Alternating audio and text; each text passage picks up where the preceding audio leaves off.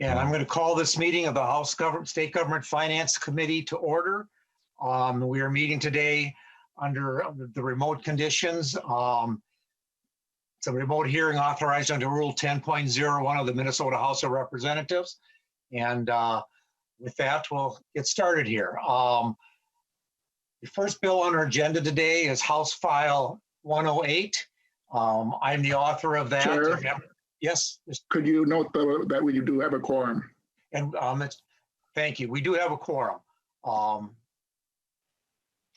And with that, the first bit on the agenda is House File 108, Special Session House File. And members, if you remember, this is a bill we had during regular session. We passed out of our committee. It got passed on the floor. The Senate didn't just get to this at the last day of session. And what this is the authorizing MMB to be able to extend grants on a case-by-case basis. There's only one minor tweak on the bill. There was some concern with the LCCMR, whether they have the ability to do that, extend their grants. And so we just tweaked the language so that they definitely know they can do that. And with that, members, if there are no questions, I'll take the roll on the bill. Are there any questions? Representative Albright, I see you got your hand up.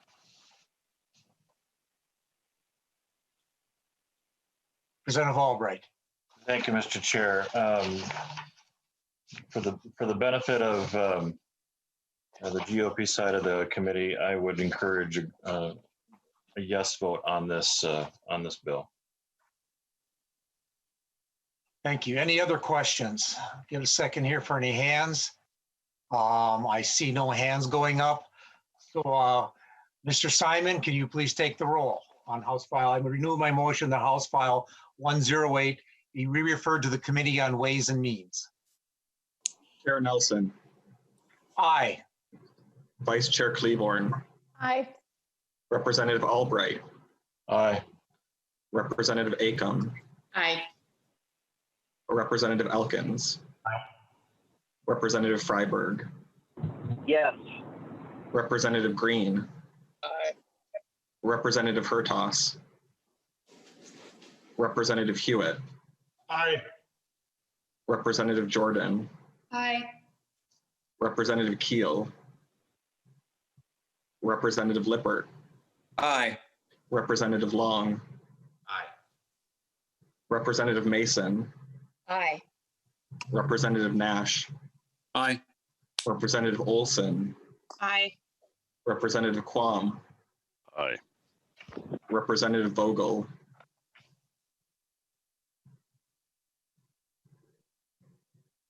Aye. Great.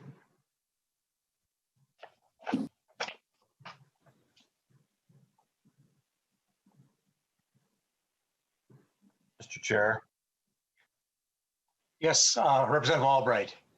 Mr. Chair, I know that technology being what it is, I'm wondering if your CA might call and remind the folks that did not answer either in the affirmative or the opposition to the bill one more time, please.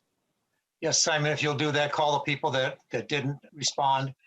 Yep, I can do that. Representative Hertas. And Representative Keel. I know she just joined us.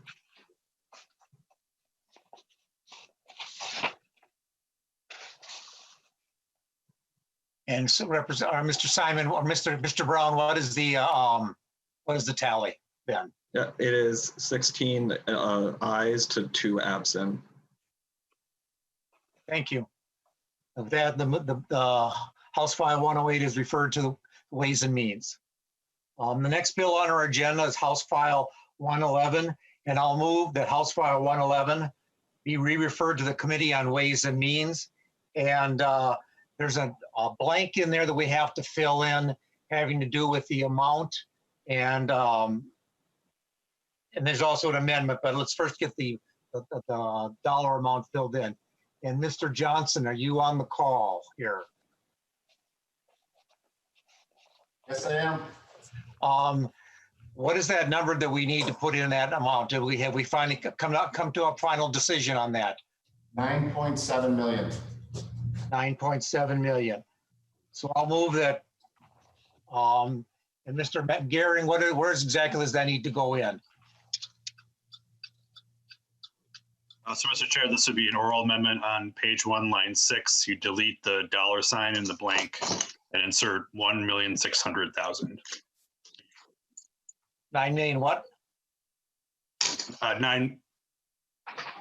Sorry, I missed the 9,600,000. Is that the right number? 700,000. 700. Okay. Sorry about that. 9,700,000. Thank you. Yeah. So line that's 1. why- Yep, line 1.6, delete the blank line and insert 9,700,000. So everybody, are we aware, are we understand what the amendment is? All in favor of the amending House File 111 on line 1 point, or page 1, line 6 to read $9.7 million, please say aye. Aye. Aye. Opposed? No. No. No. No. The ayes have it. The other amendment we have is Representative Hewitt. You have an amendment. Mr. Chair, I do. Would you like me to explain the amendment in details right now? Yes. Why don't you move the amendment and then I would, Mr. Chair, I'd ask that we move the A1 amendment as follows. Representative Hewitt moves the A1 amendment. You want to describe the amendment? Thank you, Mr. Chair, and thank you, committee members. This is a very straightforward amendment. Due to the COVID crisis, many of our state agencies have been affected by this amendment here. Basically, it covers some losses that the zoo experienced, the Minnesota Zoo and Apple Valley experienced during the COVID crisis. The zoo depends on 2/3 of its total budget for gate fees and donations. They totally lost that as they had to close one of the first weeks in the COVID crisis to protect their staff and their in the state's asset out there, the animals. So what I'm asking for is a $6 million loss cap.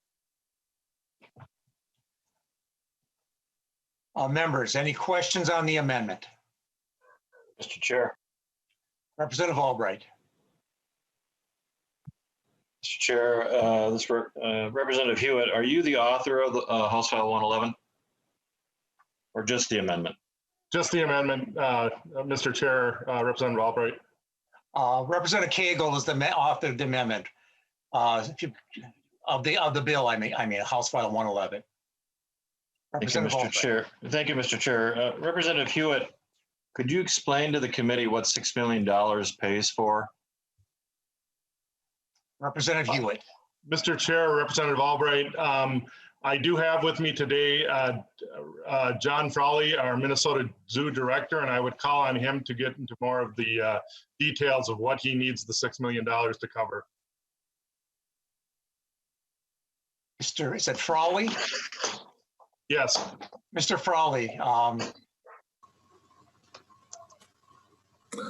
Yes, Mr. Chair, committee members. You heard the question. Can you answer that? What the $6 million covers? Yes, Mr. Chair and committee members. Thank you, Ms. Rep. Hewitt.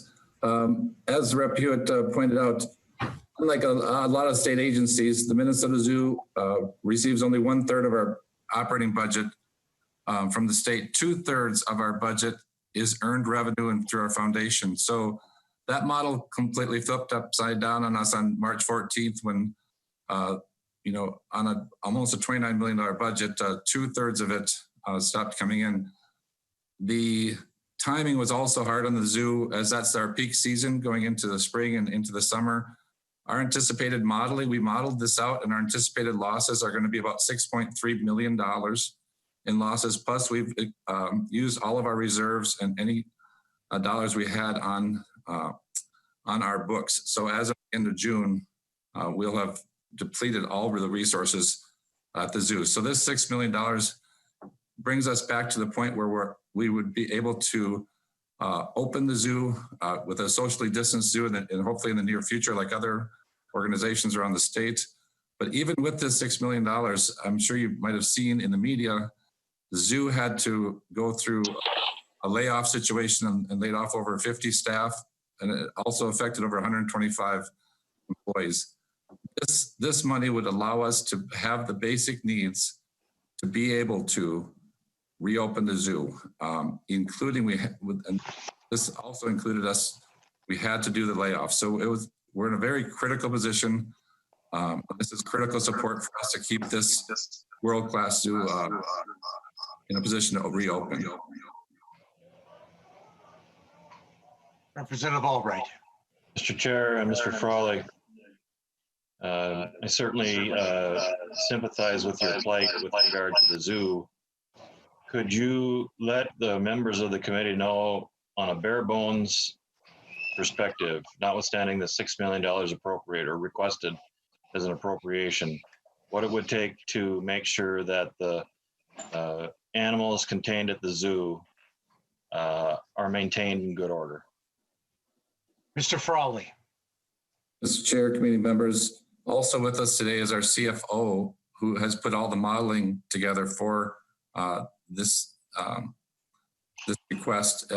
So if I could call on Abigail Mosier, our CFO for the Minnesota Zoo, who's on this call as well. Ms. Mosier. Mr. Chair and members, for the record, my name is Abigail Mosier. I'm the Chief Financial Officer at the Minnesota Zoo. And I may need a little bit more information on the representative's question to make sure I answer it correctly. Representative Albright.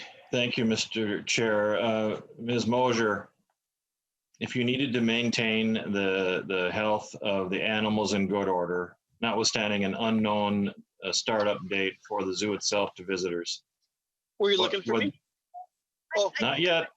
What would I'm at a meeting, so I can't talk, but what would your baseline burden cost be to maintain the exhibits and the animals therein in good order? Mr. Chair and members, I think that's a good question. And I'm not sure I'm prepared today to give that exact number, and that's something we could work on with the committee. What I will say at this point, though, is the modeling that we've done so far, and the decision making that went into the layoffs we've done so far, was to look at what would it take to maintain the zoo in good working order in terms of caring for the animals and caring for the campus and the asset that the state has invested in over time, as well as maintaining the skill sets and the staffing needed to be able to reopen to the public. And so what we'd be talking about in a scenario where we reduce further is really impairing our ability to reopen to the public and have those guest facing and serving capabilities in addition to caring for the animals and the assets. So if folks are interested in us modeling out the scenario you talk about, that's something we could work on and get back to the committee on. Mr. Chair, thank you. Representative Albright. Thank you, Mr. Chair. Ms. Mosier, I think that is exactly what I'm asking for, given the fact of the uncertainty that there is speculation whether or not even schools will be opened up on a full force basis come the fall. I think you can certainly appreciate the fact that you may not have visitors if that were to occur, given the fact that a large majority of your attendees come from school districts in the fall to attend visits as part of their curriculum. With that in mind, I would like this committee to review your pro forma without opening up based upon a baseline burden to make sure that the exhibits and the animals therein are maintained in good order. I'd also like to know what your run would be in terms of length of time before the next legislature convenes in January. Is that what you're looking for in any regard, or is it just, what is the finite timeline for the $6 million that you requested so far? Ms. Mosier or Mr. Frawley? Mr. Chair, I can add that the $6 million would be necessary to balance the budget for fiscal 21. So we would not, under this scenario, without the $6 million, be able to balance our budget for the year. We would, as the director said, we're already going to be running low on cash before we reach July 1, and then we would not, after we receive our appropriation, we would not have sufficient revenue under our current projections in a socially distanced environment to maintain cash flow for the entire year. Mr. Chair, no more questions. Thank you, Mr. Chair. No more questions, but I do believe that this bill would be going to Ways and Means on its next stop. I would expect that Ms. Mosier and Mr. Frawley would have that prepared for us by the time it receives its hearing in Ways and Means. That's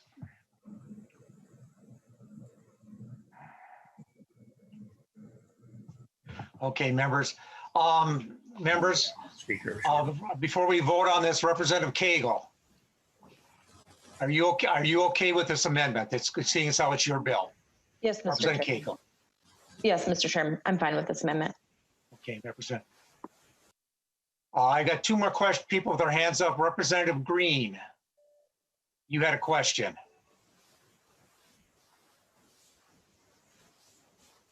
Trying to unmute you. Yeah, can you hear me? I can hear you now. Okay, yeah, I would speak against this amendment.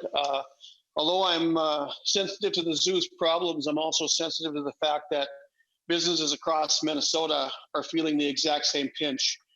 And with the governor's shutdown and his refusal to even release the care funds, I don't think it's a good idea, and it sends a poor message that we're bailing out state agencies while we're keeping the private industries shut down. And so I would encourage a no vote on this amendment. Thank you, thank you, Representative Green. Representative Hertaus. Thank you, Chair Nelson. And Mr. Frawley, Ms. Mosher, could you tell me what was the amount of money in budget reserves before we had the lockdown from COVID-19 and the declaration which shut down the zoo? How much money did you have on hand? Mr. Frawley or Ms. Mosher? Mr. Chair and members, I'll chime in, and the director may chime in as well. So how the cash flow works at the zoo is we do receive a appropriation from the state, which contributes to our cash on hand, as well as we have the earned income that was discussed earlier. And so what we try to do on an annual basis is to maintain a budget reserve of at least 1.5 million. So that we are able to withstand the usual variations in weather and attendance and other things. We did have that budget reserve fully funded before COVID hit, as well as some additional cash on hand that was ready for investment in projects around the campus to maintain the zoo and grow the zoo. So it serves well the folks in Minnesota. And so we were on track to end the year with probably around 4 to 4.5 million on hand, which is pretty typical to manage our cash flow and be prepped for the upcoming fiscal year, considering that we began the fiscal year in the middle of our high season. So that is, as the director said, the cash that we have depleted. We've worked to cut expenses as much as possible during this time frame, but the reality is, and you've probably seen some of the national reporting on this as well, zoos are unlike some other types of entities where our costs to maintain closed are almost as high as our costs to stay open because of the high cost of animal care for our animals, our collection of nearly 5,000 animals. Unlike a number of other entities, we are not eligible under the federal law for federal stimulus, including the Federal Paycheck Protection Program and some of the other tools that other organizations are using right now. We also do not have access to lines of credit and some of the other tools that other zoos and seasonal attractions use to manage through this crisis as well. So as a state agency, we are limited in the tools that we have, and that's a big reason for the $6 million request in this case. And Mr. Chair. Representative Hertaus, and remember, before you go on, I'm going to remind people that we have 3 other bills up here that we need to get done today, and otherwise we're going to be back here at 8 o'clock tonight to finish up. So, Representative Hertaus. Thank you, and I'll be brief. So my question is, once you had noticed that public places like the zoo were going to be closed, did you lay off unnecessary, unessential staff, or were the budget reserves exhausted in maintaining staff in anticipation of reopening shortly? Mr. Frawley or Ms. Mosher? Mr. Chair and members, as the director talked about, we did very quickly, as we realized we would be closing, work closely with leaders in the executive branch as well as members of the legislature to make our financial situation known. We did immediately reduce hours for all staff who are not guaranteed hours. As a state agency, our workforce is unionized, so we work through those union requirements in consultation with Minnesota Management and Budget and other officials. And so we did reduce hours, staffing as much as possible, short of layoffs. We also immediately moved to cut our non-salary expenses as much as possible, especially while closed, while still, of course, maintaining the asset. We operate like a small city. And so we run our own heat plant, we maintain our own roads. There's a lot of ongoing wear and tear and maintenance that can't be completely ignored, but we have deferred as much as possible. Then we worked closely with officials at the state to work through a layoff process and scenario in consultation with the unions and move through that as quickly as reasonable. Especially given we had to figure out what the future of the zoo would look like in terms of physically distanced service to the public, and try to, as best possible, make reductions in ways that would allow us to still successfully reopen in this environment and serve the public in accordance with our mission.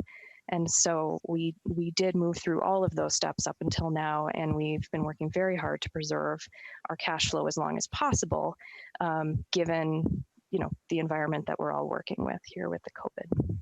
Thank you, Mr. Chair. Thank you, Representative.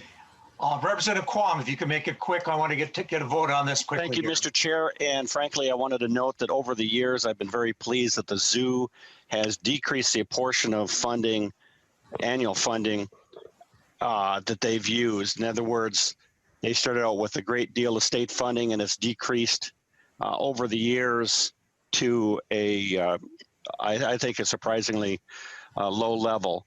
And the fact that we have decades of background and stuff to help out to make things work, I think that investment would be put at risk if we didn't try and maintain it. So I'm just speaking in favor of the intent of this bill, while not saying that the amount is going to be adequate or is appropriate. Thank you.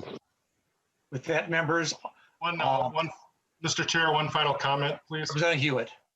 I want to thank the members, and Representative Green, I understand, I empathize with you, but this is a promise legislators before us made to the state.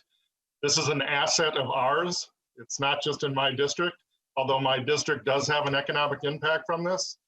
And I really have to say that, like, I remember one of the things as a freshman, the great statement I heard was from Representative Hertas, and his statement was, "A promise made is a promise kept." And so I would like to leave you with that as you're thinking about your vote. Thank you, Mr. Chair. All members, with that, all in favor of the amendment, the Hewitt amendment, please say aye. The A1 amendment? Aye. Aye. Aye. Opposed? Aye. Opposed, nay? Nay. With that, the amendment's been added. Representative Koegel, you want to explain the bill as the original bill for the National Sports Center? Thank you. Representative Koegel. Thank you, Mr. Chair, members. House file, you can hear me? I can hear you. Go ahead. Okay. House File 111 is a general fund appropriation to the National Sports Center in Blaine, and due to COVID-19, the National Sports Center has had to cancel all the events that would normally fund the organization. Before I turn it over to my testifiers, I'd just like to share a quick personal story. When I was about 11 years old, my cousin from Washington, D.C. came to Minnesota to play in the U.S. Cup.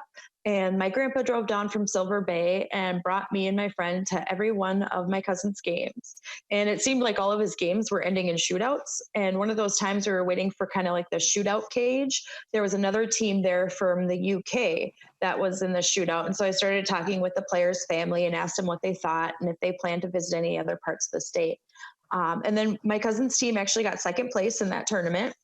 For the 12 and under group. And instead of going back to DC with his team, he stayed in Minnesota to visit the family.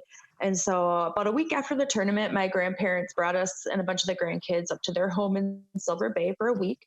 And my cousin and I walked down to the Dairy Queen, because that's what you do in Silver Bay.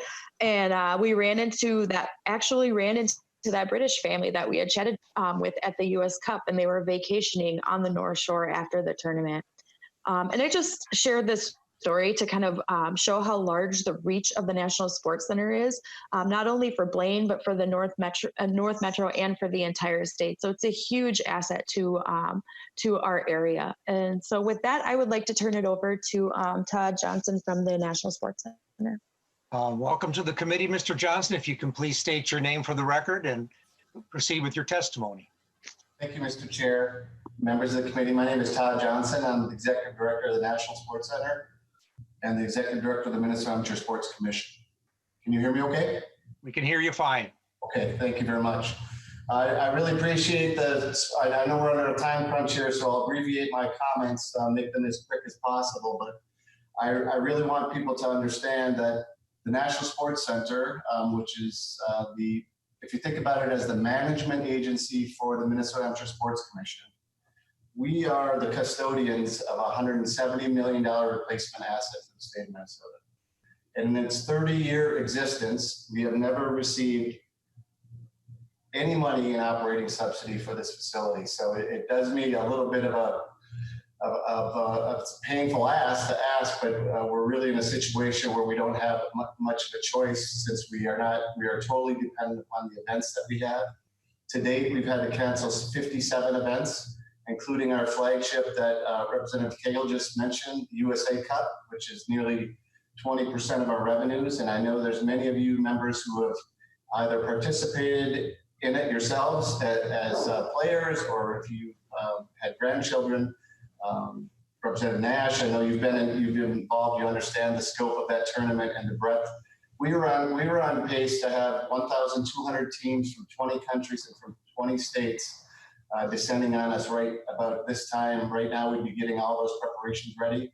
Right now, because of the virus, we are operating at about 20% of what we normally would. The reason there was a little bit of discrepancy, Mr. Chairman, about the dollar amount that we were looking for was literally in March. We were asked for an estimate on what it would cost when we were completely shut down. That's all 8 of our ice rinks were down. We're up to 4 now. That number was 13.9 million. As we've been able to gradually get some things up and running in a very, very safe fashion, that's how the number got reduced down to 9.7 million to get us through the rest of the fiscal year. Thank you. Representative Albright, I see you have your hand up. I do. Thank you, Mr. Chair. And for Mr. Johnson, unlike the zoo, can you help me understand what you need to keep alive? Absolutely. Mr. Johnson. I'm sorry, Mr. Chair, Representative. We believe that number right now is 9.7 if we want to continue to maintain the level that we are right now, which is 4 of our 8 sheets of ice are operating. And we've drastically changed, Representative, how we are operating this summer. We did not bring back any part-time labor. We don't have the staff that we normally do whatsoever. We actually decided we would stop running events. And what we really are now is a facility to keep other private businesses open.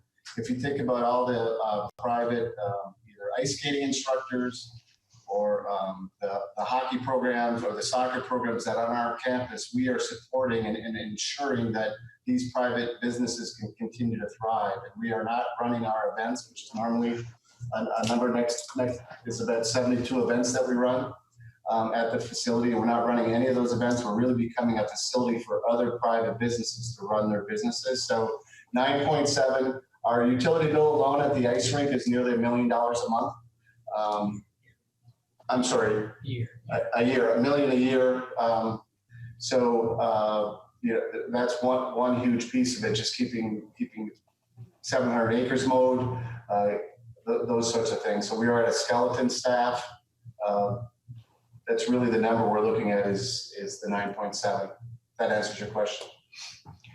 And members, again, I'd encourage brevity and when you're with your answers and your questions. Representative Albright. Thank you, Mr. Chair. Mr. Johnson, how many sheets of ice do you have open and what is their utilization? We have, Mr. Johnson. Mr. Chair, Representative, we have 4 of our 8 sheets of ice open, and I believe our utilization is at about 75%, 75% right now. Going from, I'm sorry, going from 8 in the morning until 10 at night. Representative Albright. Thank you, Mr. Chair. And of the soccer fields that you have, how often do you need to mow them and what is your utilization there? Mr. Johnson. Mr. Chair, Representative, those numbers are much, we have to mow them twice a week, at least right now, given the growing conditions that are going on, just to keep up with the acreage. We are probably at 25% utilization on our soccer fields right now. Representative Albright. That's all I have. Thank you, Mr. Chair. Representative Keel, I see you have your hand up. I have to unmute. Yep, thank you.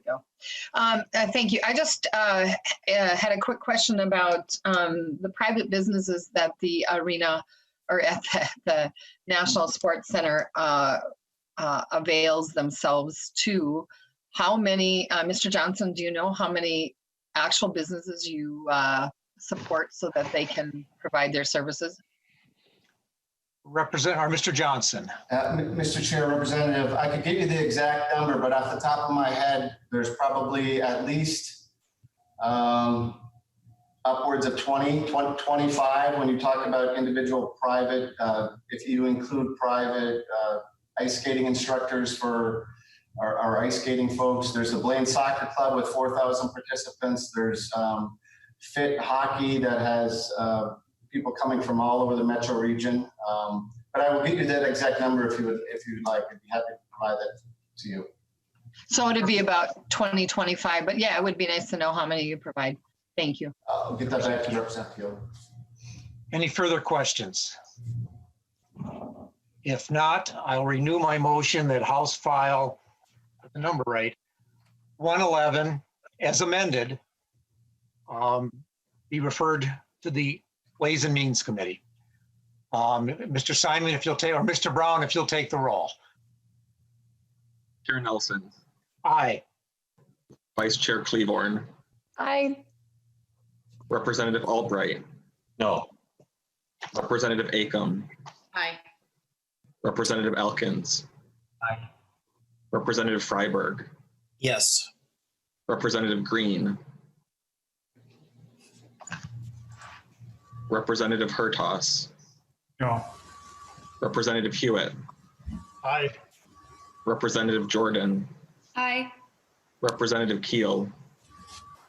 No. Representative Lippert. Aye. Representative Long. Aye. Representative Mason. Aye. Representative Nash. No. Representative Olson. Aye. Representative Quam. No. Representative Vogel. No. And again, Representative Green. I've been trying to unmute him. No, no. I'm a no vote. Got it. The vote then is 11 ayes and 7 nays. Thank you. Thank you. And with that, the House File 111 is referred to the Ways and Means Committee. Thank you, Mr. Chair. Thank you. The next bill we have under amendment is House File 54, Representative Becker-Finn. And I'll move House File 54, have it before the committee and to be referred to the Ways and Means Committee. Representative Becker-Finn, if you want to describe your bill. Thank you, Mr. Chair. So this is the bill that's been discussed in the overall public safety accountability package related to the Attorney General's office. And specifically this bill, the Attorney General would have prosecution of peace officers alleged to have caused an officer-involved death.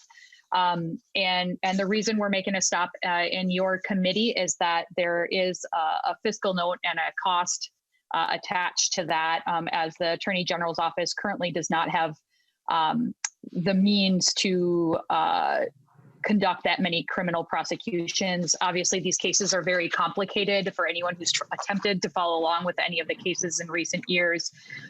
They take expert witnesses, they require multiple attorneys, lots of staff, gathering a lot of evidence, going through body cam video, really complicated cases. And so the idea here is that we would create uniformity and consistency in these officer-involved death cases by having the Attorney General's office handle those cases. And another piece to why that is so important is that currently the jurisdiction is with the county attorney because it's a felony level at where the event occurred. And I can tell you as a prosecutor myself, I've worked as an assistant Hennepin County attorney on domestic violence prosecution cases.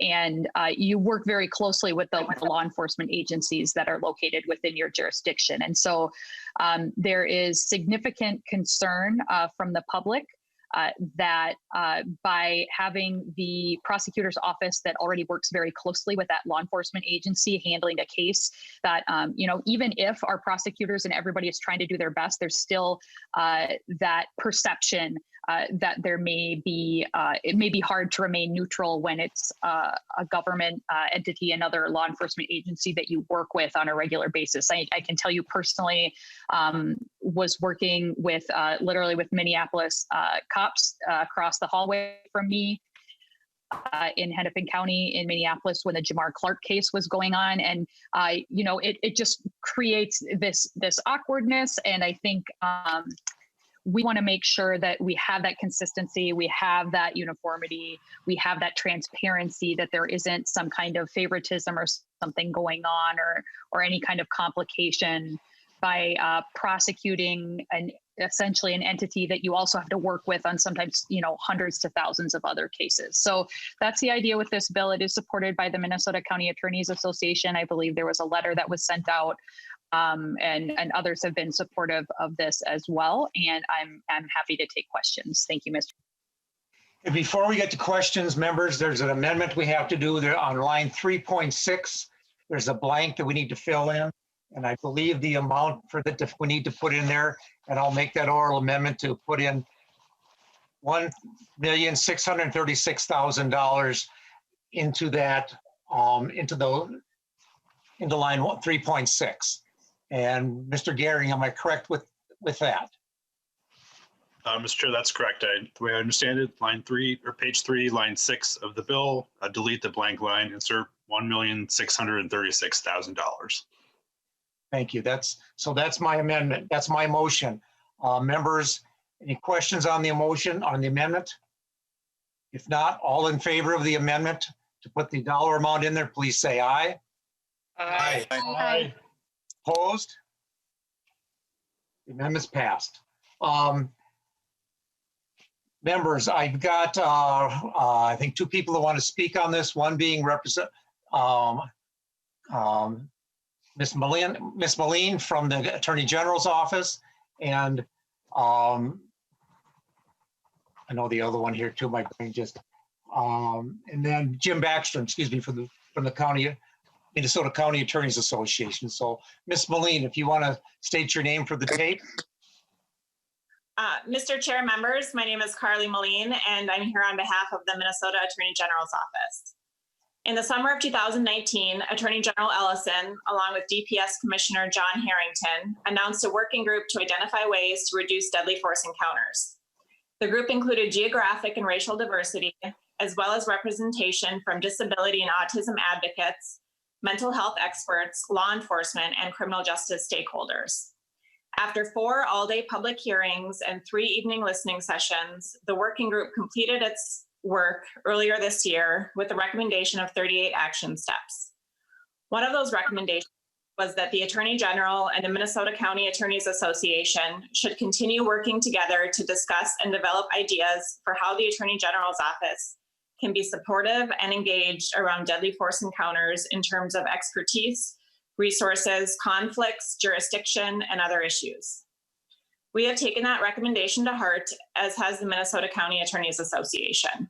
And since the conclusion of the working group, the Minnesota County Attorneys Association has expressed their support of the Minnesota Attorney General's office having original jurisdiction to prosecute deadly force encounters in Minnesota. House File 54 amends Minnesota Statute 8.01, adding 8.37 to provide that the Attorney General has charge of the prosecution of peace officers alleged to have caused an officer-involved death in the course of their duties. Currently, our authority to prosecute criminal cases is upon request of the county attorney of jurisdiction or appointment of the governor. The prosecutors in our office handle homicide cases, typically in greater Minnesota, where smaller offices lack the resources and manpower to handle complex homicides. We also prosecute other cases in which a conflict may exist. For example, we're prosecuting a sexual assault case in northwestern Minnesota where the defendant is a sheriff's deputy. Our office is prosecuting the officers responsible for George Floyd's death upon request and in conjunction with the Hennepin County Attorney's Office. We are all committed to obtaining justice for George Floyd and his survivors. Without additional resources, House File 54 significantly impacts the ability of the Attorney General's office to provide current legal services to individual counties in the prosecution of other cases that county attorneys request that we handle.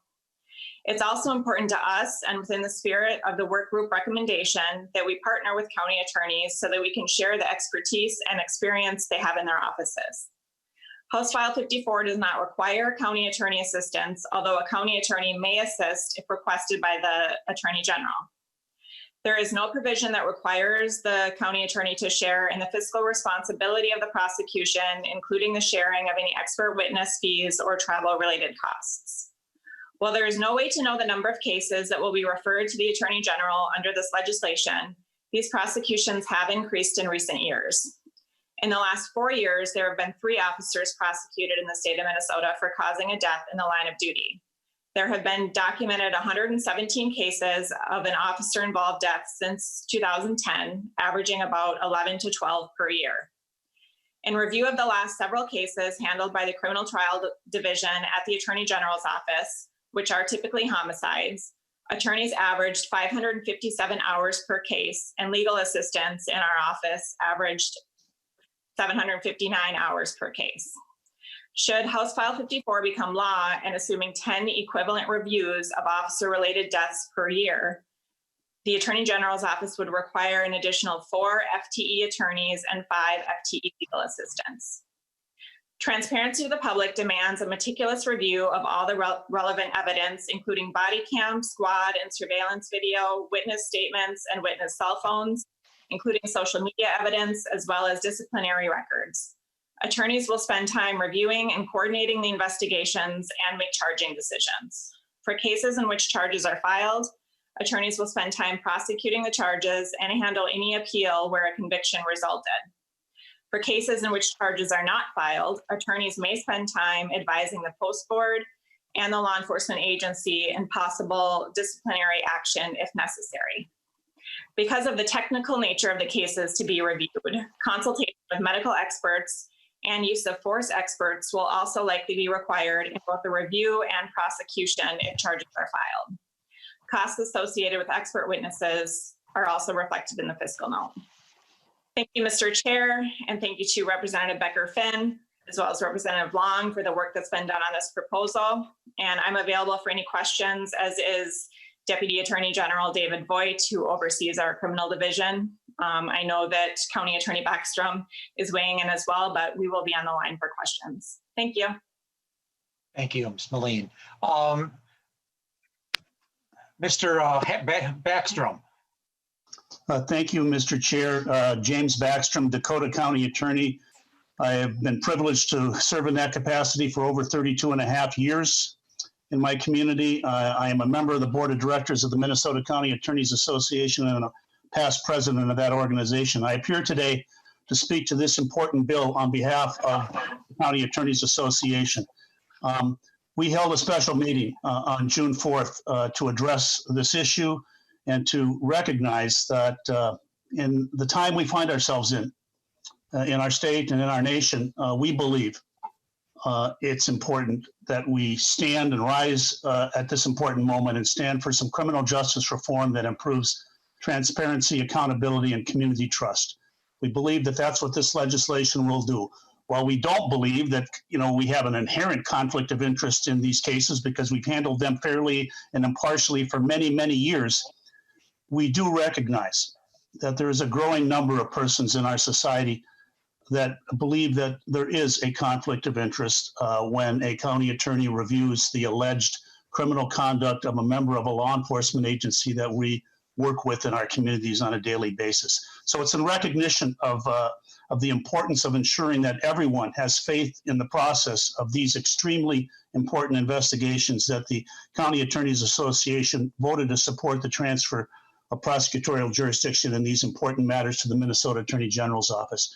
We pledged our assistance to Attorney General Ellison to assist him in these cases whenever that's necessary. I will add that one of the important things that we also included in our motion in connection with this matter is the importance of funding, adequate funding to the Attorney General to handle these cases. As Ms. Moline just indicated, there's a significant amount of work involved. These are complex cases, they're important cases, they require expertise to handle, they require training of the attorneys that are hired by the Attorney General to address these matters. And we really strongly encourage you to support this in a financial manner that's a part of this proposal with the amendment that was added today.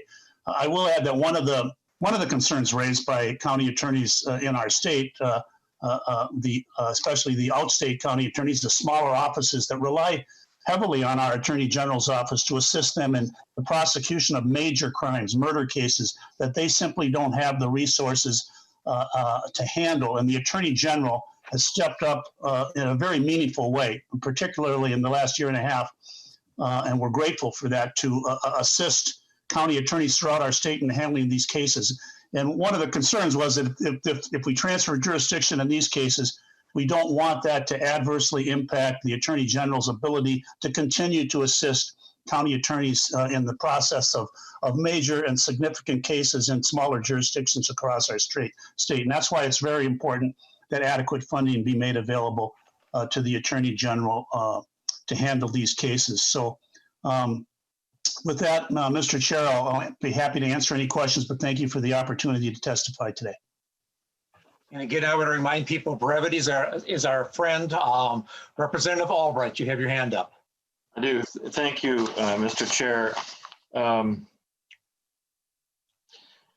This is probably a question for you or for counsel to the committee, but I note that this is an appropriation that would be anticipated to be expended, but I'm just wondering if for some reason, and we certainly don't, we certainly wish goodwill to the Attorney General, but in the event that the 1.6 million is not needed, would that appropriation revert back to the general fund?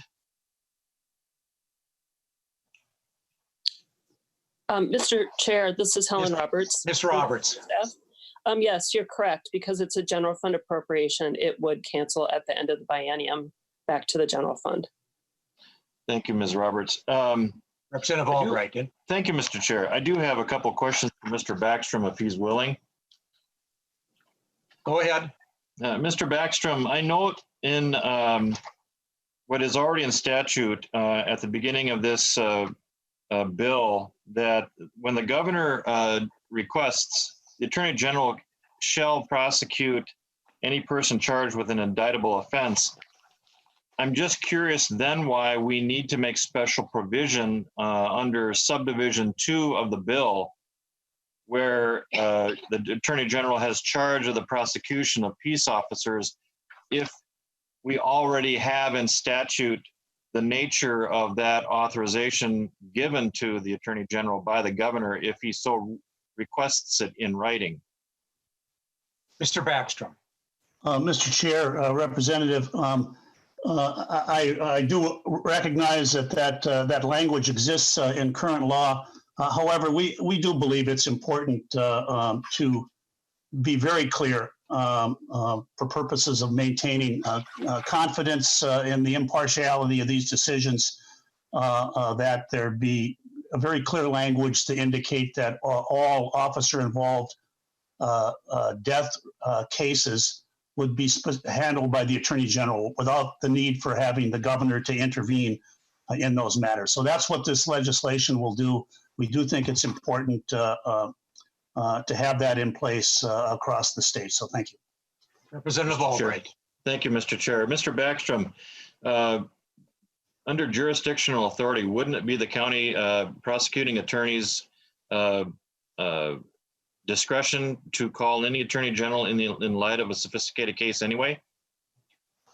Mr. Backstrom. Mr. Chair, Representative, yes, the county attorneys do on a frequent basis, especially in the smaller jurisdictions. This doesn't happen in the larger counties in our state, but in the smaller jurisdictions, the Attorney General is requested to assist county attorneys on serious cases such as murders and others, and including cases of this nature. It's been done before. Oftentimes, smaller jurisdictions have asked larger county attorneys to handle these types of cases as well. But again, to ensure consistency and transparency and uniformity across our state, the purpose of this legislation is to ensure that one office has jurisdiction over these important matters. Representative Albright.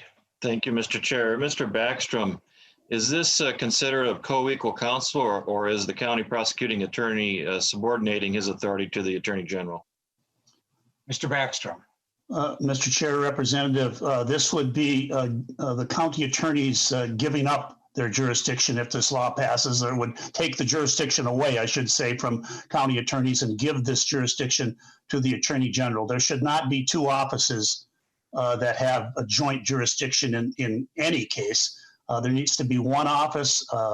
We do believe it should be an elected official, and the Attorney General, as a constitutional officer and an elected official in this great state of ours, is, we believe, the right office to handle these matters. Representative Mr. Chair, Albright. thank you, Mr. Chair. One final question. To that end, then, Mr. Backstrom, could the Attorney General, on his discretion, determine to supersede the authority of the county prosecuting attorney based upon whatever distinctiveness or the highlighting of a specific case, and supersede the authority of the county prosecuting attorney, notwithstanding the request by the county attorney? Mr. Backstrom. Mr. Chair, Representative, under current law, absent the intervention of the governor of the state of Minnesota, the Attorney General cannot assume jurisdiction over any criminal matter from the county attorney, other than those that are, there's a few crimes that are specifically specified in law, financial related crimes, where the Attorney General has original jurisdiction. But in all other cases, it's the county attorney that has jurisdiction over criminal matters in our state. And absent a request from a county attorney or the intervention of the governor, that jurisdiction cannot be taken away. Mr. Chair, I just have one final question. And it would go to actually Ms. Moline. Go ahead and ask your question. Thank you. Ms. Moline, in light of the appropriation that's been requested, is any portion of that determined to be necessary for the case currently before the Attorney General? Ms. Moline.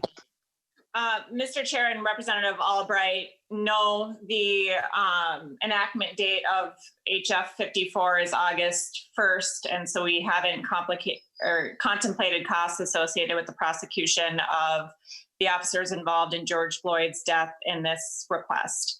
We are prosecuting that case upon request and in conjunction with Hennepin County, and have an arrangement with them on this particular case. Ms. Moline, then, in light of your designation of 4 new JDs as well as 4 paralegals, would you contemplate hiring those before you have a case or after you have a case brought to you? Ms. Moline. Thank you, Mr. Chair and Representative Albright. We would start bringing on people as soon as the law became enacted so that we would be prepared when a case would be referred to us. Mr. Chair, Ms. Moline, what happens if And what happens to those people if a case, God willing, does not bring itself before the Attorney General's office? Ms. Moline. Thank you, Mr. Chair and Representative Albright. That would be a good problem for the state of Minnesota to have. As mentioned, on average, there's 11 to 12 deadly force encounters each year in Minnesota.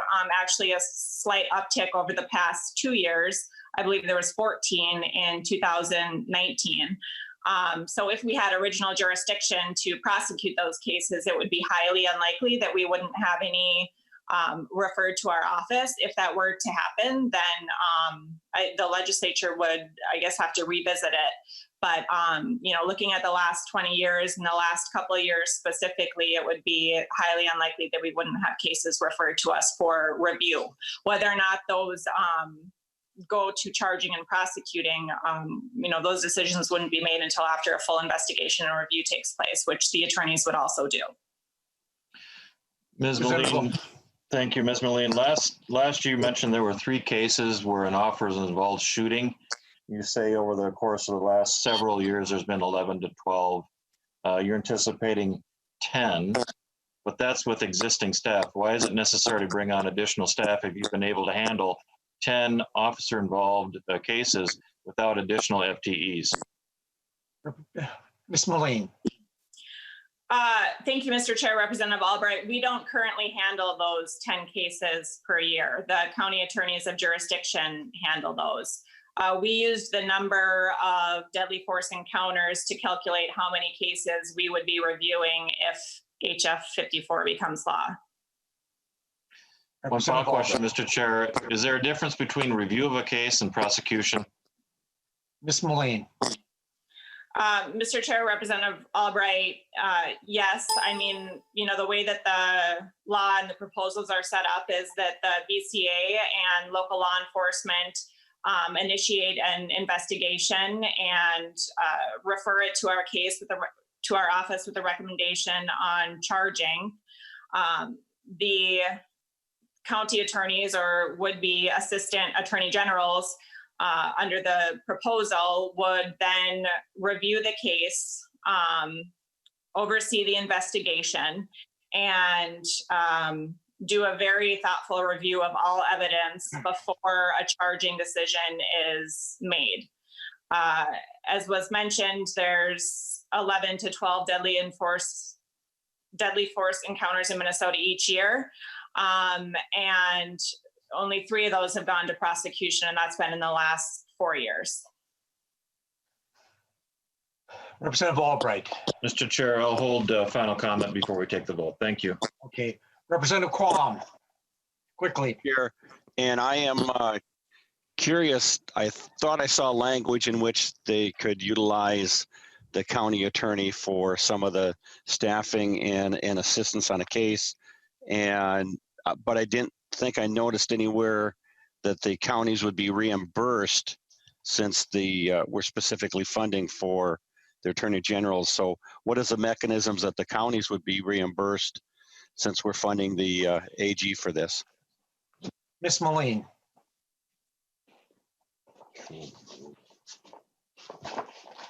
Thank you, Mr. Chair and Representative Quam. There's no provision that allows us to have reimbursement from the county under both current law and the proposal.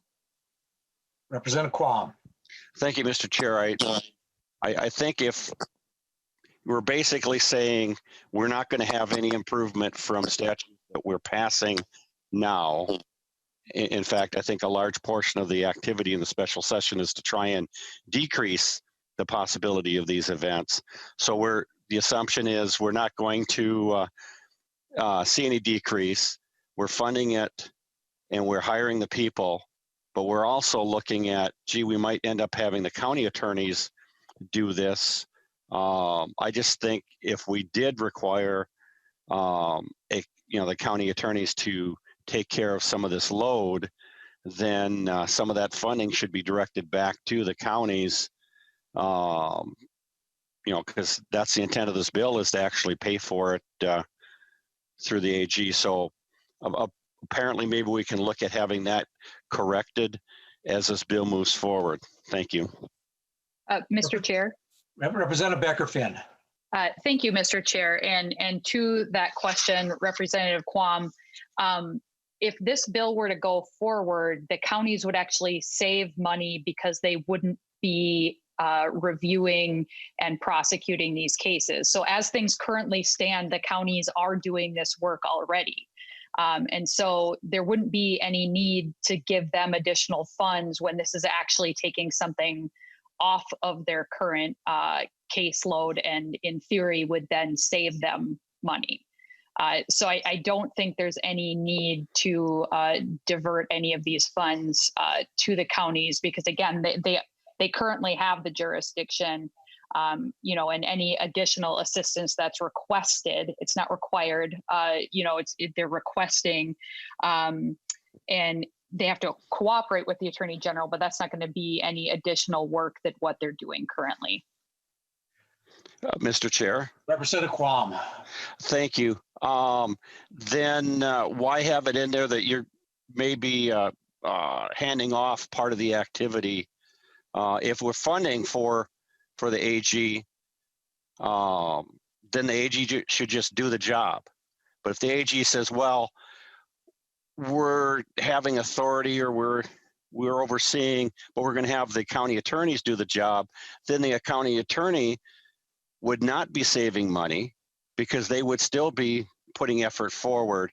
I just think you're projecting that it's going to basically stay the same, even though we've got many bills out there to decrease the possibility of this coming forward.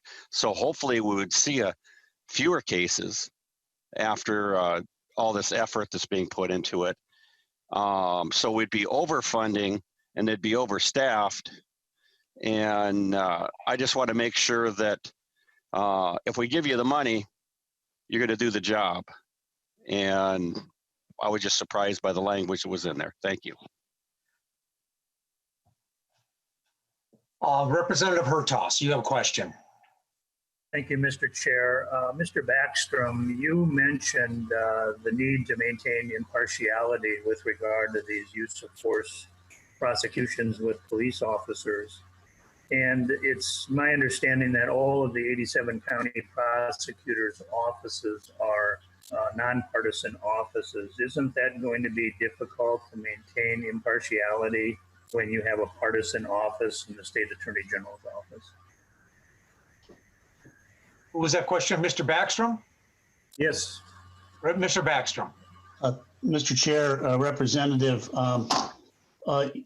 we recognize that county attorneys are nonpartisan elected officials and the attorney general is a partisan elected official. But that office is a constitutional office in our state. It is elected to by the citizens of the state of Minnesota, and it's directly accountable to those citizens for the work that's done. And I will say that every prosecutor, regardless of whether it's the attorney general or a county attorney, has ethical obligations as a prosecutor to do what's right, to do it in a fair and just and impartial manner. And I have confidence that our attorney general will do just that in connection with these important cases. Representative Hertaus, follow up? No, we'll save time. Thank you, Mr. Chair. Representative Long, the last questioner. Thank you, Mr. Chair. I'll be brief. I know we're short on time.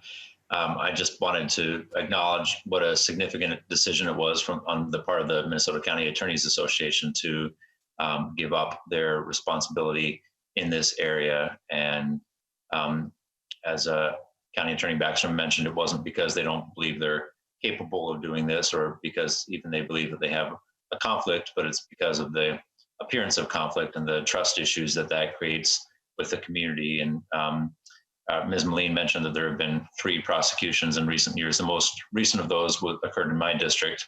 And the level of trust with the prosecution there was very low because of the perceived conflicts of the county attorneys' interactions on a day-to-day basis with the police.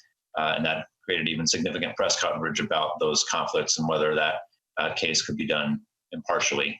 So this is, I think, a very important step to make sure that we are having an impartial system that has the public trust.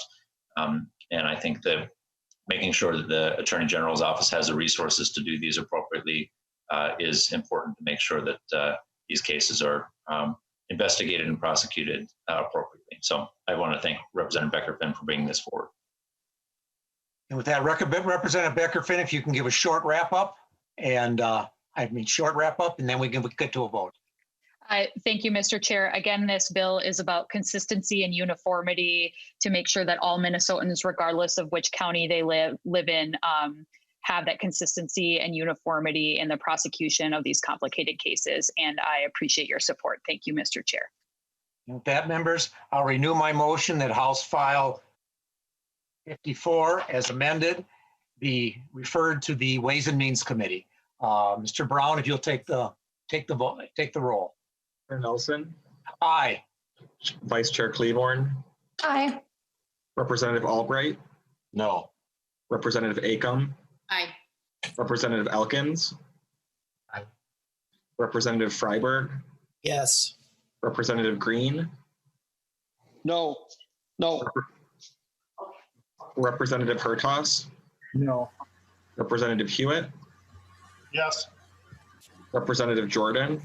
Yes. Representative Keel. Representative Lippert. Yes.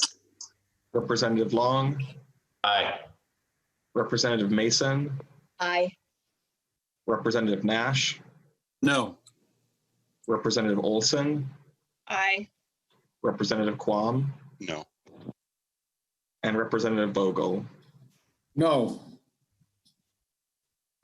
Just checking again, I wasn't sure if I heard Representative Keel. Okay. No. You can't seem to unmute. I'm sorry. No. Got it. Again, the tally is 11-7. Thank you, members. Thank you, Representative Becker-Finn. With that, this bill will be referred to the Ways and Means Committee. The next bill on our agenda, the final bill on our agenda, is House File 89. And I'll move that House File 89 be re-referred to the Committee on Ways and Means. Representative Noor, if you want to describe your bill. And I believe we have an amendment. Do we want to do the amendment before you describe it or after? Representative Thank you, Noor. Mr. Chair. I think we need to do the amendment first. Okay, I'll move. And Mr. Gelman, what's the number on the amendment? Mr. Chair, the amendment is A1. Okay, the A1 amendment, thank you. I'll move the A1 amendment to House File 89. You just kind of just quickly describe the amendment, what that does, how it changes the bill. Thank you, Mr. Chair. The amendment puts the amount, the $125 million for the Promise Act, and also it provides the $5 million administrative expenses. It also gives the determination for the amount of aid or award to be given to the commissioner to determine. Thank you. With that, members, all in favor of the A1 amendment, please say aye. Aye. Aye. Opposed? Amendment is on. Representative Noor, you want to describe your bill? Thank you, Mr. Chair. This is part of the Promise Act package. This is a comprehensive economic package in response to the incident that took place in Minneapolis, the civil unrest after the death of George Floyd. We have listened to many of the business owners. We've listened to many of the community members who have seen the destruction and the damage that was done to the neighborhood. So we've come up with a package whereby we create a special master panel to address the need so that we can provide immediate assistance to distribute the fund, one-time disaster assistance to eligible individuals.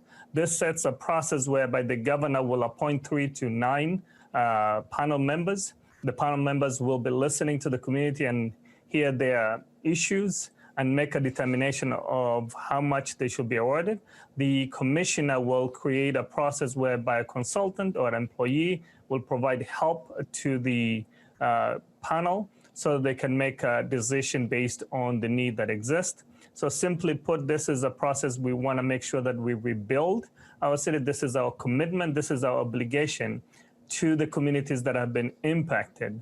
And quite frankly, most of the business owners along the corridors in St. Paul and Minneapolis are people of color, indigenous, who have spent their wealth to build their businesses. So we want to make sure that we provide the help they're asking for at this time. So the individuals who are going to be considered as a nonprofit or business owners for the application process for this. With that, Mr. Chair, I do have some testifiers. Thank you, Mr. Moore, Representative Noor. And who are our testifiers first? Who do we? Mr. Chair, I have Davis to testify, the first person who will testify today. Fine, Mr. Davis, you want to proceed, state your name for the tape and proceed with your testimony? Yes, my name is Davis Sensman, Senseman, and I'm a small business attorney and a member of the Main Street Alliance Advisory Board. So I work quite a bit with small businesses, and I just wanted to urge the committee to pass this bill because there's specifics in this bill that speak to the issues that small businesses have faced with previous federal and state kind of packages that aim to help after COVID. The use of a panel to triage and prioritize these awards and then to make them will help the state avoid a lottery system where it's just randomized and you're unable to kind of prioritize those who need the most help. And I would also like to just remind the committee that there were small other pockets, particularly on the north side in the Victory neighborhood, that saw damage. And so I would hope that the legislature would urge the governor to kind of name those particular businesses that saw fires as an additional, as is allowed by Section 2, Subdivision 4.3. But all in all, this bill is kind of exactly what these small businesses need. They're exactly what's needed to avoid complete gentrification and displacement of these small business owners. And the use of a panel is really kind of an innovative and I think, satisfactory way to kind of review these claims, triage them, and prioritize awards. I would just urge the legislature I see that the last deadline for providing, there's a March 2021 deadline because there's a September, that gives about 6 months after the last applications have to be made. And I would just urge folks to kind of do everything they can to make sure that this panel kind of gets these done more quickly. I would imagine that there will be sorting out of insurance claims and what should be the responsibility of a landlord and what should be the responsibility of the business owner. And the panel will need to look at that, but I would just urge the legislature to kind of get this money out quickly to these businesses and the citizens that have been affected, because otherwise we're just going to lose these businesses. I'm happy to answer any questions too. Thank you. I also have a Johi Pomplum. You want to please identify yourself for the record and give your testimony. Hi, yes, thank you. My name is Juhi Pomplin. I reside in Representative Jordan's District of 60A. Thank you, Chair Nelson and committee members and Representative Noor for this bill. I'm the Executive Director of the Alliance for Metropolitan Stability. The Alliance is an alliance of 33 organizations with a mission to advance racial, economic, and environmental justice and health equity in the way growth and development occurs in the Twin Cities. And I'm additionally in relationship with over 20 grassroots community development organizations supporting our small businesses and micro enterprises in our Black, Brown, Indigenous, and immigrant communities to survive the COVID and now the civil uprising. As I read the House File 6, House File 3989, I was seeing intention to set a culture for award compensation for the damages to those that were affected by the civil unrest. And in that culture setting, I ask that you leverage this panel to support our uprising by transforming how government executes its role at this time. And you can do this by ensuring that the panel is led by values of equity and undoing the 400+ years of harm that has led to the uprising. And so let this panel have a mission and not just a function. So centering the decision-making of the panel in our Black, Indigenous, and people of color communities by having us at the table and lead the panel. Keeping the lawyers for the technical assistance that supports the community panel and awarding the compensation equitably. But often lawyers act as wet blankets to innovation, and we ask that the lawyers play a critical role in supporting the creation of pathways for innovation. That you make the nonprofit organizations defined in the bill that the panel must engage with within each zone be the same consultants the bill allows the panel to hire for assistance and pay them for doing the work of the state. Provide additional attention to ensuring not only a geographic relationship to the impacted zones, but also the cultural relationships between organizations and the communities, thus strengthening community institutions on whom our communities already naturally rely. And to make sure that when those checks go out to— Ms. Pomplin, can you wrap up here so we can get to questions? Yes, please. Making sure that those checks go to repair the damages that are going to repair damages are going to our communities as well. The repairing is a very concrete and visible step towards healing, and that should be done by our communities in the work and materials that are provided. And lastly, that the property owners who receive the checks, that they don't sell the property out from under us or try to up the rents to push us out of our spaces. That provisions in the awards are there to protect our most vulnerable and protect our communities and allow the award process and not allow the award process to displace our communities. So I appreciate this bill. I believe that it can do more and support the uprising and by adding an equity and anti-displacement lens to its procedures. And I hope you consider my statements upon implementation. Thank you. Thank you. Representative Noor, I don't see on the call the other person I had on my list, the Miss Elise Ness from the city of Minneapolis. I don't see her on the call. So I'll go to questions. Representative Noor. Yes, Mr. Chair, I don't see the city of Minneapolis member, but we're ready to answer any questions that the members may have. Thank you. Representative Albright, you had a question.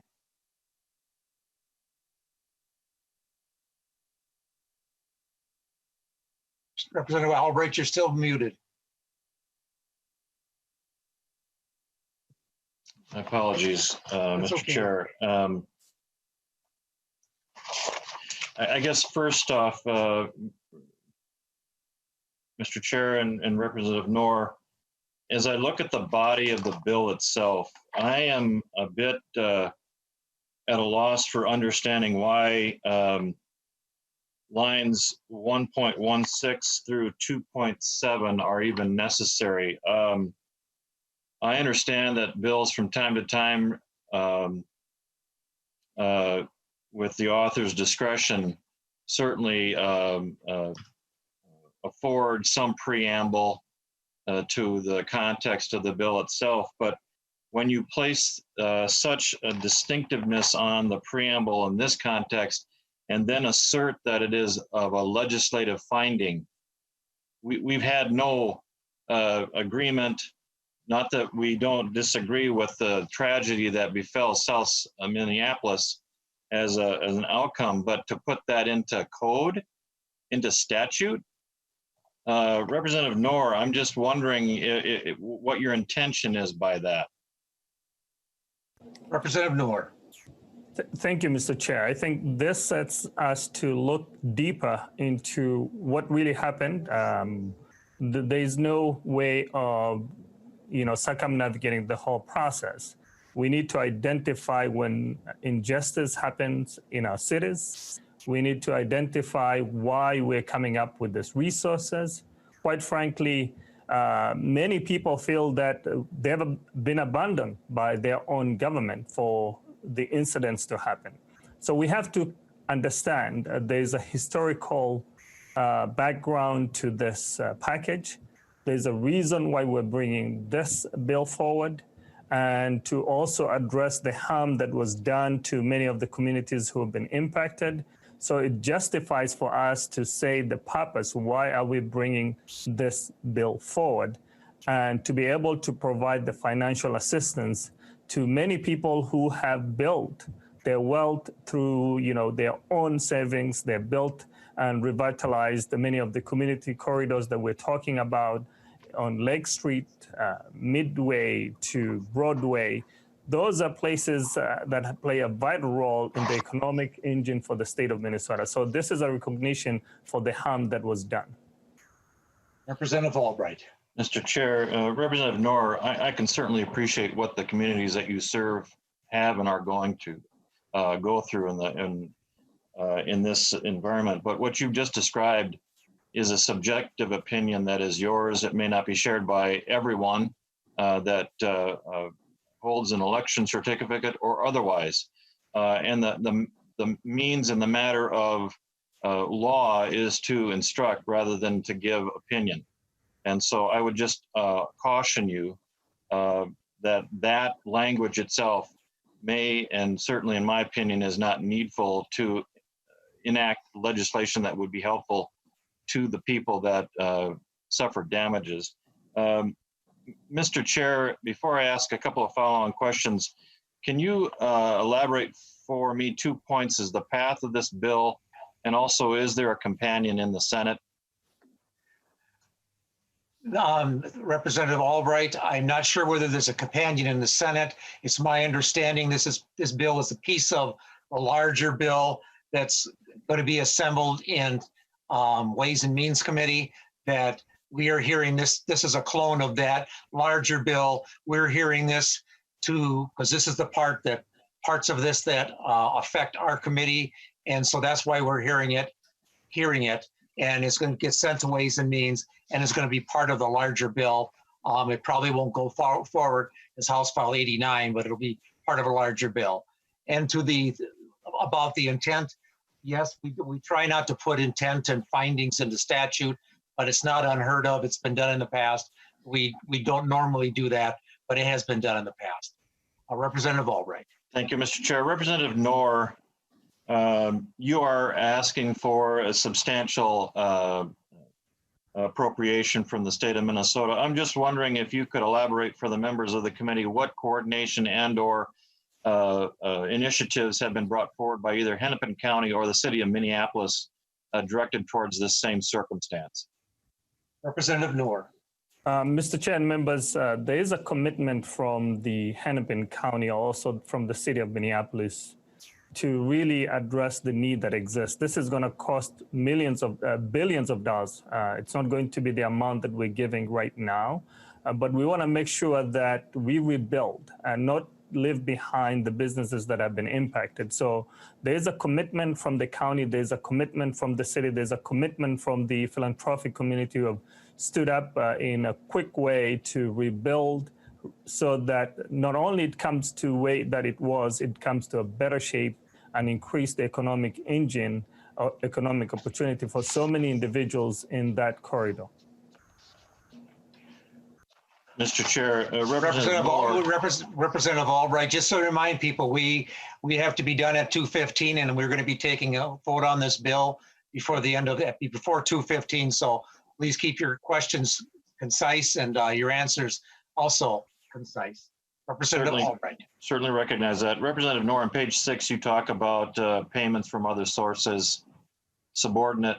We're subordinating to those. I'm also wondering then if the state appropriation, if there ever becomes one, would that be subordinate to both the Hennepin County and the city of Minneapolis in terms of the appropriations that they would put forward? Representative Noor. Mr. Chair, I would like to defer that section to Matt to explain in details. Mr. Gehring. Matt Gehring. Mr. Chair, Representative Albright, so that language is intended to primarily ensure that insurance companies still pay out amounts that recipients are owed under their insurance plan. It's not specific about what would happen if there were further county or city appropriations made available for the same purpose. Representative Albright.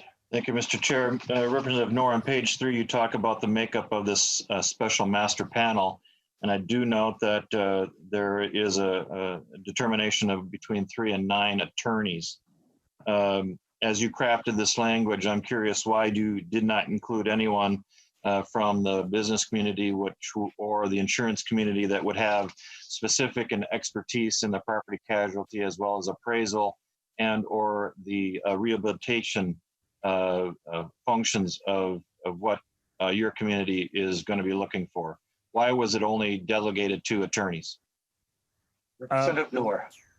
Mr. Chair, Representative Albright, I think if you read down the line, it says individuals who have got legal and business knowledge expertise. This is to help, shape from what we've had when the 35W collapsed.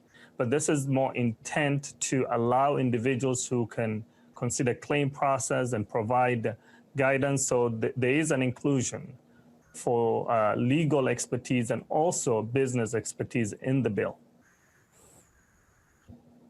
Mr. Chair and Representative Noor, on line 3.24 of the bill, you identify a fee or budget for this panel. Do you have an idea in terms of what that would be filled in by? Do you have an amendment to fix that, or what is the plan for that missing component? Representative Noor. Mr. Chair and Representative Albright, I think we just approved that. There's a $5 million administrative cost and up to $25,000 per panel member for compensation. Representative Albright, one more question, then we have to get to a vote. Representative Albright. Yes, thank you. And I'm just wondering, Representative Noor, if you have anything or anyone that would be able to talk about the calculation of the amount on line 4.14 through, again, line 4.20, and maybe your amendment satisfied my question in terms of the maximum amount of the award. But if you could unpack and explain a little more in detail how those awards are provided. And Representative Albright, that was part of the amendment that we put on at the beginning. Mr. Chair, could you tell me what the maximum then is? Representative Noor, if you want to. Thank you, Mr. Chair. Representative Albright, we are going to take all the applications and provide based on the need that exists. So we cannot come up with just an open-ended amount. So we will make sure that every claim that is put forward, that we have some resources to provide to those who put forward the claim. So the commissioner will determine how much that amount will be. Mr. Chair, Representative Albright. Thank you. On line 4.19, it says the total amount of an award to any single eligible person must not exceed. Are we not in the process of determining what that maximum is? But what Representative Noor just described is you're going to hop everything in. Representative Albright, I'm going to call on Mr. Gehring. That was part of the amendment. I believe it's 25,000. But Mr. Gehring, on that amount that we filled in line 4.20. Yep. Mr. Chair, so on that line, the A1 amendment that was adopted does remove that line and instead directs the panel to determine what the maximum amount should be per award once it's received all of the applications. And I misspoke, but yes, that's Representative Albright. Mr. Chair, and Ms. Sensman and others, no one can certainly appreciate more than you the loss of what your business and you personally have suffered. But Mr. Chair, we're asking the legislature to deficit spend. This bill, along with the other three that we've talked about in this committee, we don't have money for. We're looking at a $2.4 billion deficit. And I'm wondering where this committee or any other committee that would entertain any one of these bills in this collection that's been brought forward in this special session, where the cuts are coming from to balance with the expenditures that certainly are have merit, but we have no money to appropriate them if we don't consider commensurate cuts. Representative Albright, I understand that, but right now we have to take a vote on this bill. I'm sorry, I have to cut you off. And I'm sorry, Representative Vogel, you had your hand up. I have to cut you off. We need to take a vote on this bill. So, Mr. Brown, can you please call the roll?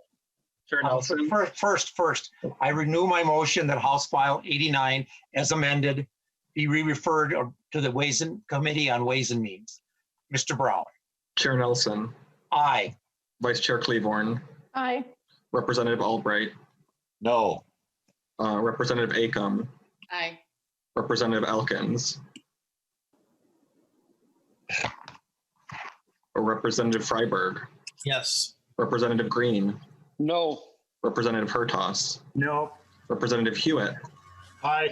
Representative Jordan. Yes. Representative Keel. No. Representative Lippert. Yes. Representative Long. Aye. Representative Mason.